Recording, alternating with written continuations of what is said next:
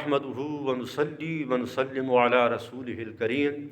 ناظرین کرام، آئیے اس حوالے سے تھوڑی سی گفتگو کرتے ہیں کہ عورت یہ مسجد میں جماعت کے ساتھ نماز ادا کر سکتی ہے کہ نہیں، یعنی کہ مسجد میں آنے کی گنجائش عورت کے لیے ہے کہ نہیں۔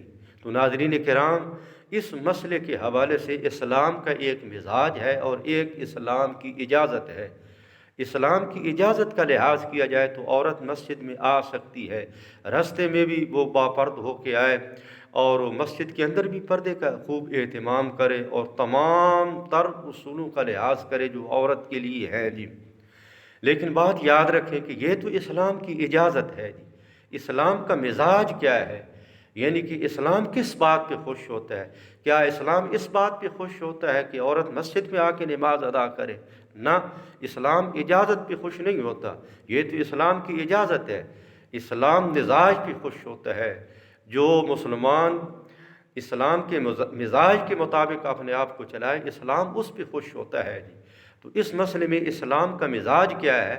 اسلام کا مزاج یہ ہے کہ عورت گھر میں نماز ادا کرے، جیسے اللہ کے محبوب صلی اللہ علیہ وسلم نے ایک عورت کو فرمایا تھا کہ تیرا دل تو چاہتا ہے کہ تو میں محمد عربی صلی اللہ علیہ وسلم کی اقتداء میں نماز پڑھے، لیکن اس سے بہتر یہ ہے کہ تو گھر کے صحن میں نماز پڑھے، اور اس سے بہتر یہ ہے کہ تو برآمدے میں نماز پڑھے، اور اس سے بہتر یہ ہے کہ تو کمرے میں نماز پڑھے، اور اس سے بھی بہتر یہ ہے کہ تو مزید اگلے کمرے میں نماز پڑھے۔